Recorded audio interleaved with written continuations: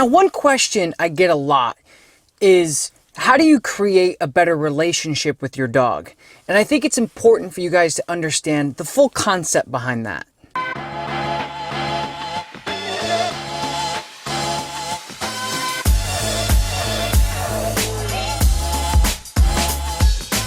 I'm going to go into the facility here today and I'm going to work with one of our board and trains and go over just how to start those very easy steps to create a better relationship with your dog. Now, before I go into that in depth, there's one thing I want you guys to think about. All you have to do is think of a bigger picture. But before we do that, I want to play a little something we call Tom's Trivia. It's a little special game I created for you dog lovers out there to see if you really know dogs or not. And the question of today for Tom's Trivia is simple.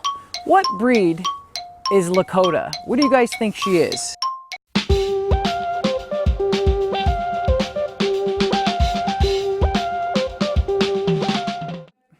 So we're gonna go grab Beacon. He's a young Swiss mountain dog. He just got here for our board and train program. And I'm gonna show you guys just to start right now, you guys can do this at home, how to build that stronger, clearer, have that clarity in your relationship. Here we go.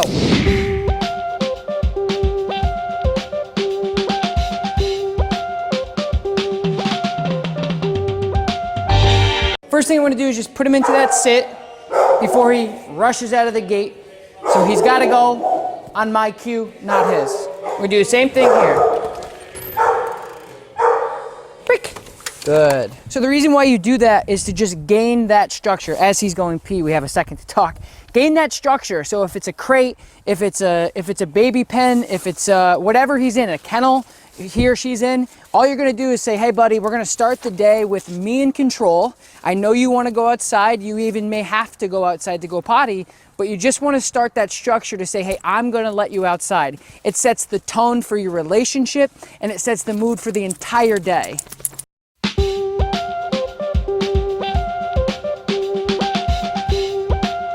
So in order to do this, the only thing you need is just a basic sit. And again, what your goal is to just tell the dog that they are not in control, because that's what ruins relationships very quickly. Eye boogers. No eye boogers. So I'm gonna do it again here really quick. We're just gonna go inside. Make sure you give yourself enough room when you swing the door that it doesn't bop the dog in the face and reset every second. So you're gonna bring him back a little bit. Beacon, sit. Good, sit. And again, threshold. He's gonna wanna say, I'm running in before you, it's party time, and I'm gonna say, I don't think so. He's just gonna be in his sit. I'm not gonna tell him to stay because he's under implied sits, which means he has to stay there until I say break, and the sit is implied, which means we don't have to apply the stay into that command. So we're just gonna open this door again and see what he does. Get his attention, he gets up. So we're gonna open this door and try this again. Good. I'm gonna close it. As you guys do this, you can build your thresholds and continue to get off. Continue to get better and better as you go. So if your dog is struggling with that, my trainers have already done some work with him and they did good and he's doing good. So he's a little bit more structured than a normal dog right out of the gate. So if you guys are struggling at home with constant bolting, take your time. This is something that really takes a lot of patience on your part and a lot of time. So give yourself enough time. If it's not working the first 5 minutes like it's working for here with me, that's okay. Take your time with this. So one other thing I should throw in there is you don't want to just get lucky either. When we do dog training, sometimes we get lucky. The dog does what we want and they don't really know what they did. So I would say do this maybe 3 times. You put the dog in a sit, you open the door, good sit, reward the dog. Now you don't have to, you're noticing a lot of people say, hey, you don't use a lot of food. A dog's chemicals in his brain goes off when he sees something he likes or he hears something he likes. So all I'm gonna do is just give him a good boy for that. I don't have to apply food. It's something that, again, develops your relationship with me and him. Once you start bringing food out with animals, things get a little blurry for them. So I'm developing that relationship organically and naturally between him and I on basic obedience and threshold work. So now that we've completed this 3 to 4 times, I'm gonna give him a break, and I suggest you guys start working on a release command for your dog. If you haven't done it yet, it's simple. You just say a command like break or free, and you just tell the dog, okay, we're done working. And then don't engage them back into work or a sit or a heel until you say otherwise. Break! So the other thing that I suggest for you guys is to do this on multiple different thresholds. These thresholds, these door frames, these crates, anything a dog walks through is like a portal. It's like a video game. As soon as they go through that portal, they're in a new world. So what you want to do is make sure that you're transitioning to different types of portals or different types of transition zones to make sure your dog is balanced and proofed across the board and not in just one location. So I'm just going to show you really quick how to do it with a gate. A lot of times, even the noise of the door handle will get your dog. If you guys are failing when you do this and the dog jumps up, you're going to immediately just put him back into a sit. Good. Good sit. And again, condition this so it doesn't become a very anxious thing. A lot of dog owners struggle with that threshold boundaries. They see a door and they're ready to go out and they dart out. And again, this video is about developing a better relationship, a calmer relationship with you and your dog. So when your dog gets super stimulated and overly excited, they tend to make bad decisions and really start checking you out. So make sure when you're doing this, you, the handler or the trainer, is as calm as possible as well. Good. So I'm just going to continue to practice this until I feel comfortable to move on to the next level, which is going to be the exit with the door here. So the gate, we've passed. Break. So just continuing these thresholds and getting better and better will, again, restructure and reformat your relationship properly, effectively, and realistically, you can apply this to so many different things in the car, in the crate, door frames. You're creating low energy, focused, engaged behavior before you start your day. Okay.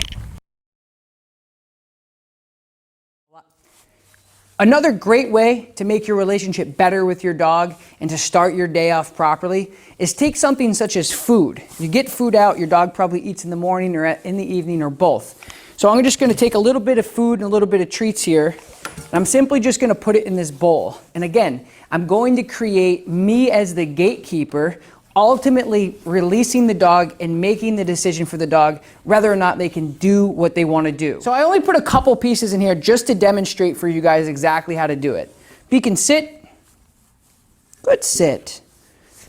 You put the food down, the dog goes. So again, we're right back to square one where he goes, that's mine. Same thing he did when we were outside with the door. I have to teach him that he has to go through me to get what he wants. Because again, it's just like kids. Kids are looking for structure, looking for permission to do certain things because A, they don't want to get in trouble, and B, they trust us as parents. So that's exactly what I'm doing here. So as soon as I feel like he's sat for an adequate amount of time, I'm going to build the proof up again and grab the bowl and put it down again. So he goes again, I correct him. And I'm going to continue to do this until he gets it right. What I'm looking for is for the bowl to go down, he looks at me for direction, I release him, and then we're off to the races. So one thing you can do to help really get the dog excited in realistic form, because when you pour your kibble or you put your food into the bowl, the dog's going to get really excited. So I'm just going to keep throwing these in here, getting him excited. Sit. I put the food down. Yes, and I break him. And that's exactly what we want to do, full circle. He looks at me, he asks for permission, I release him. So just like we've done before, I'm going to continue to proof him over and over again until I feel very confident that he understands the big picture that we're trying to teach him. Looks at me, good, yes, good job. So what this does, guys, is it puts me in charge. It's not an alpha thing. It's not I'm big, bad, and I'm in control. It's just he's a dog with no thumbs, can't make up his own decisions, and if he does, they're probably not good because he's a puppy. Same thing with your older dog. You guys ultimately want to be the gatekeeper of really big decisions or decisions throughout the day to build your relationship more structured. Really small, easy exercises like this can make a huge difference in your dog's relationship with you. And again, when I'm talking about the big picture, I'm talking about, it's the same equivalence to school. When you go to school, the big picture is your education. The small little battles that we're doing here today, science, math, gym, whatever it may be, these are the small little battles that really paint the big picture. So that's what I'm doing here today. I'm working on thresholds. I'm telling him, hey buddy, this is what you can and can't do. And what it does is it puts me in charge, and it's gonna start developing a response of, hey, can I or can I not? So what I'm going to do is start doing what I call obedience combos. Very simple concept. I'm going to take all this stuff that I work on individually and then put them together in a chain reaction type thing. It's just like dance. When you learn one thing and then you learn the other thing and you put it together, it becomes one big thing. And that's exactly what we're developing here. So now what I'm going to do is I'm going to spin them around. I'm going to work on my thresholds on the gate, and then I'm also going to work on the food. He can sit. Good sit.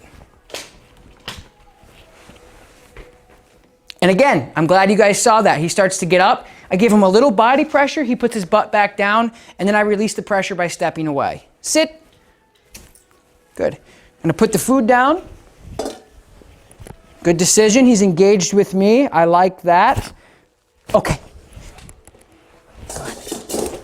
So if you want to take it even a step further, you can start building your thresholds, putting your food further, putting more food in there, putting your dog into more of a sit, stay away from the gate, and continue to just get better and better and better. So let's try this. He can sit. Nice hit. Food goes in.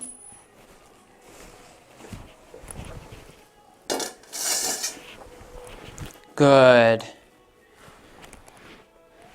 Grab the food. I put it down a second time, which is even harder. I want engagement. That's my boy. Beautiful job. Okay, yes. Good job.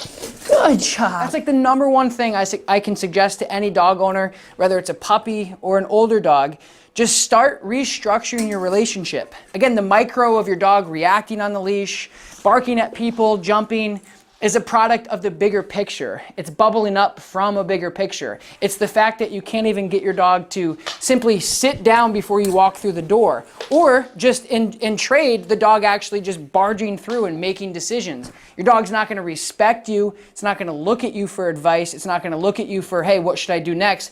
If you don't practice it. So I hope you guys enjoyed this video, and if you did, don't forget, leave a comment below. Let me know what you guys thought of this video. Like, subscribe to my channel. We're gonna be uploading as much as we possibly can. Beacon, thank you, sir, for helping me out demonstrate the beautiful powers of thresholds and developing a better relationship with your dog. I'm Tom Davis, and I will talk to you next time. Peace.